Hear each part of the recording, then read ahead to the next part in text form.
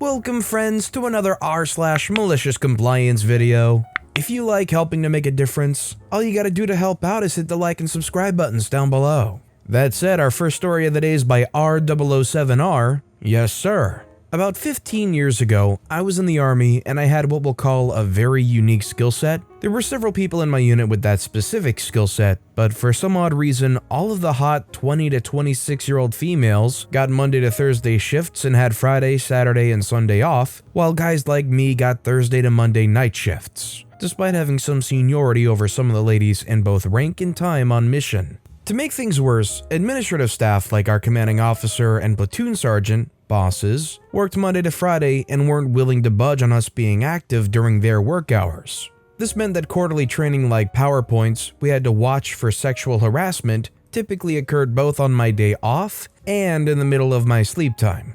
Given that I worked 16-hour shifts and the round trip to the base was an hour, I was perpetually sleep deprived. Even if I got off work on time and went straight home, I could get optimistically 6 hours of sleep per day between driving, eating, and showering. This went on for years over my objections. I literally went nearly 2 years without a day off concurrently with my wife, a day worker. Interestingly, the Army did a study demonstrating that after around 18 hours of consciousness, you make the same number of stupid and careless mistakes as if you were legally intoxicated. Sadly, no one told my platoon sergeant, aka my boss. He decided that sleep deprivation didn't matter. In fact, one day when I was transitioning from a junior enlisted, technically a specialist, but if you're not familiar with Army ranks, think private, to an NCO, sergeant, my platoon sergeant decided I needed some NCO responsibilities. Reasonable. We were having a range day. We had to qualify annually with the M16 rifle, and we needed a duty driver to shuttle soldiers back and forth from the barracks. I was voluntold. Suffice it to say that I was on loan to a certain agency, and I needed to put in an ops release to miss work. It was rejected due to staffing issues. At the time, there was no one else available that could do a certain thing that I could do. I told my platoon sergeant, and he informed me that the ops release was a courtesy. I was going, and it would only take 8 to 10 hours. But Sergeant, I tried to explain, I worked 16 straight hours leading up to the start of this driving, and I'd have to work another 14 straight hours at the end of it. On top of that, as driver, I'd be driving soldiers down winding roads I'm not familiar with in a van bigger than anything I've ever driven before while half asleep. Then, at the end of what would be a 40-hour shift, I need to drive 30 minutes to get home. Does that seem safe? Safe? Specialist redacted. Do you think the soldiers in Iraq right now are safe? As I said about 15 years ago. Well, no, but at least they're getting hazard pay. You're dismissed, specialist. So, what could I do? I only fell asleep twice while driving, and both times were at stoplights. I also made every single passenger aware of my sleep situation. Keep in mind, I was already sleep deprived coming into this, so they made sure to chat with me, bring me coffee, and do other things that decreased their chances of dying in that van. Around hour 38 of this around 40-hour shift, redacted, an important person swung by my place of duty to check on something. I was literally standing up leaning against a cubicle, eyes basically asleep, with 4 empty quad coffees. If Starbucks had a size above venti, it would be quad, sitting on my desk. Per tradition, there was an NCO with the officer. I got chewed out backwards, forwards, sideways, upside down, and in dimensions I was not hitherto aware of. By military protocol, the NCO beside the angry officer did the chewing out. He threatened me with actual dereliction of duty charges as well. This ended with, "Now explain to me, specialist, why on God's green earth you think it's okay to sleep on duty." So I explained to him that I was literally semi-conscious on my feet. I'd drunk so much coffee, I started having heart palpitations and decided to stop, and that it was hour 38 on duty and I was simply at my limits. I cannot stress enough that important people cared about what I was doing. A lot. Really important people. At this point, the officer stepped in. "You've been doing this for 38 straight hours?" So I explained to her how I'd had to drive a van around during my sleep time, and this important mission had informed my unit that I was irreplaceable. But my unit decided it was critical that I, specifically the guy with the irreplaceable skill set who was working shift, be the duty driver that day. I further explained how this wasn't that uncommon. I couldn't even remember the last time I'd had a week where I was allowed to sleep during my sleep time for the entire week uninterrupted. The number of silly things I had to do instead of sleeping was mind-boggling. They ask, "Who's your commanding officer?" I tried not to smile and told her. They say, "Carry on, specialist." Needless to say, by lunchtime, aka the equivalent of maybe 1 a.m. for me, I got a phone call. "Report to platoon sergeant's office right now." I sighed. To say that I was sleepy was something of an understatement, and keep in mind I got home around 8 a.m. and had to work again around 4 p.m. That round trip to the base alone would take an hour, plus I had to get dressed, be presentable, and deal with their nonsense, then undressed again afterwards, then dressed again, and drive back. They say, "Please explain to me why the command sergeant major of Redacted just chewed me out over our in-house scheduling decisions." So I told them what happened, and they say, "You told the Redacted of Redacted that?" I ask, "Should I have lied to my mission commander about my level of readiness, Sergeant?" He turned red, like Santa's cheeks. Not a Norse berserker, no berserker-like traits at all. Nope. I took a totally professional step backwards. He was about 6'2" and 250 pounds of NCO. And I felt like I was hogging all of his oxygen. He said, "Get out." So I did. It came down from on high that our unit was to have 2 quarterly training days henceforth. No more waking us shift workers up 1 to 2 times per week every freaking week for administrative crap, period. All missions were informed that our soldiers would be doing 1 of the 2 training days. Pick one. Happy ending, right? Yeah, that's never how it works in the military when you get someone above you in trouble. What's the nastiest, stupidest duty you can imagine giving someone that was stateside in a strategic unit?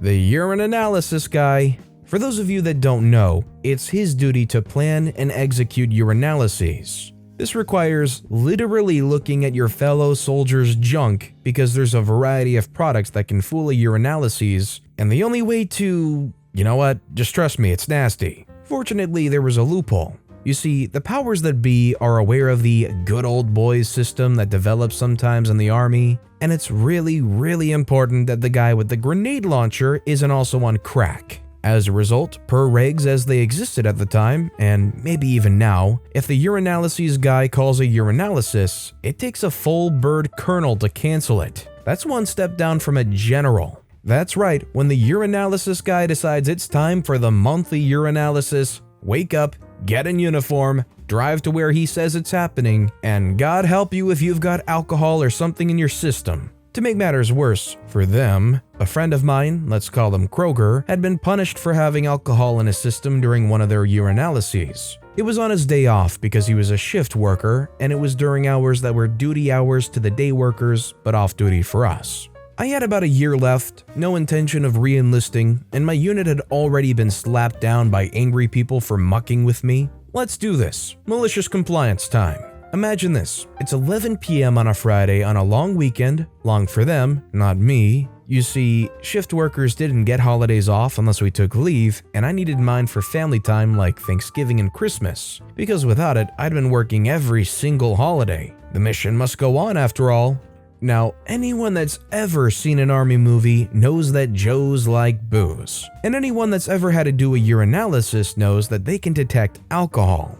Mind you, being a urinalysis guy is a big deal. You're on legal orders and everything, entered into the big army's database. Between the time I began the formal process of calling a urinalysis and the time I would have had them coming in, around 3 a.m. on their days off, since they'd established the precedent that soldiers don't get days off, whenever we complained about losing sleep to stuff like this, my orders vanished.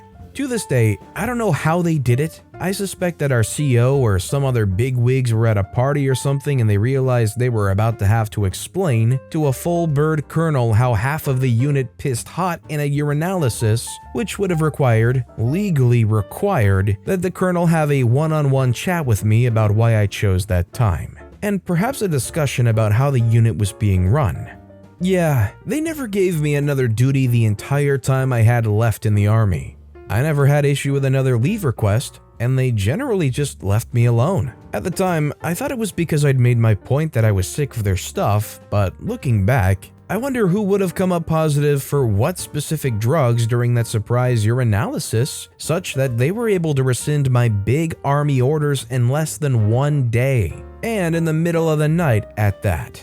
So after making the wonderful decision to give OP this specific job, do you think in the future when giving out duties, the thought about how OP could have totally screwed them over influences their future decisions? Let me know what you think in the comments down below. And our final story of the day is by Lurker Flash. You want me to talk to my mom about a school trip? Fine. This happened mid-2000s when I was in high school. We had school trips every now and then, and I absolutely hated the idea of most. It's worth mentioning that these also almost always came with some extra payments from my mom, and were presented as completely voluntary activities. So one day rolls by, and they present the new trip with all the usual hype, but I wasn't buying it. I don't know what I was going through that day, but I resolved to not attend this one and call their voluntary bluff. They mentioned a parental consent form, and just like that, I had a plan. Fast forward a couple of weeks, and the organizer of the trip spots me somewhere and approaches. They say, "I notice you haven't brought in the parental consent form. When will you be bringing it?" I didn't think long about the answer. I say, "Oh, that's okay. Since these are voluntary and I don't want to go, I won't be needing one." A bit testy, but that's what I had. She proceeds to ignore me, saying, "Now that's not an option. We will need you to bring that form in by some reasonable time." I say, "Oh, okay, sure thing," reveling in the knowledge she already suspected my answer, but couldn't do anything about it. Fast forward another week or so, Mrs. Organizer catches me again, this time a lot less friendly. "You have not brought the form yet. Either you talk to your mom or I will."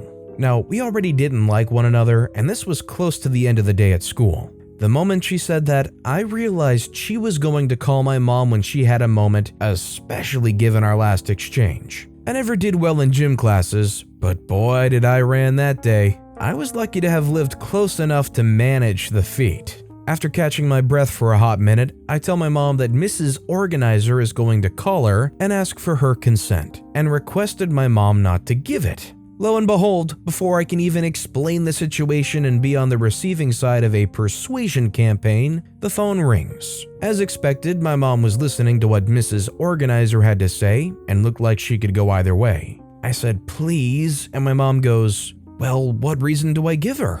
Being the petty person that I still am, my reply was fast. "Because I asked you not to." And my beloved mother did just that. I really wanted to see Mrs. Organizer's face when she got that, but people can't have everything they want in life. It was the end of that trip. Obviously, having someone on the teaching staff resent you isn't consequence-free, but it wasn't the first chapter in that book, and I took those on with a grin. Bonus, me calling their voluntary bluff was actually consequential. I think they were required by law to accommodate me during normal school hours, so they went the extra mile to try and get me to regret my actions. I was reporting to someone's office every 15 minutes, annoying the poor soul and effectively forcing them to stay in the office the whole day. They tried to get me to clean things or do other stuff kids aren't supposed to do, and I kept refusing, looking for a fight more than looking after myself there, but these too were bluffs. Of course, I bragged to all my friends about it, and of course they wanted in on it. Next trip, those who could got their parents to not give consent. Those who couldn't found different ways to pull a no-show. A friend convinced his doctor dad to give him a note. We brought guitars and had ourselves a good time. Only one of us needing to report on behalf of the whole group, making it possible. Usually school trips turn out to be kind of a positive thing because you get out of school, you do stuff that just isn't as boring or menial. But apparently OP said Mrs. Organize would break up every friend group every year by reshuffling classes except the ones they personally liked. So you never had friends with you, it just wasn't ever enough fun. If these trips happen enough and they're not really like crazy trips, you're not going to a theme park or anything, you can kind of understand how over time you just don't want to go because you're isolated on some kind of trip somewhere, and I could get why somebody would rather just stay where they're at, go through the day, and get home. But with that being said, that's all the time we have for today.